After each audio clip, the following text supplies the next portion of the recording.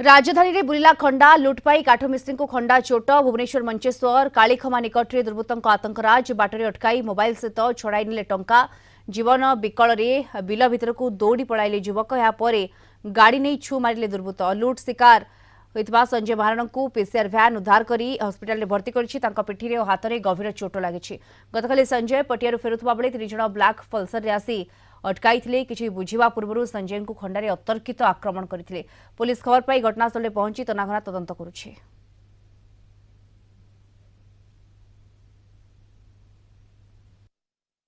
चारिटा 10 टाइम रे तीन जण दुर्बृत्त आसी हठात खंडा जोड़े खंडा धरी हाणिले पटिया स्टेशन पाखे केनाल रास्ता भाई मंचेश्वर रास्ता हाणिले खंडा हाणी 3 जण दुर्बृत्त आसी खंडारे बाकी हाणिले भाई हाथ पिठी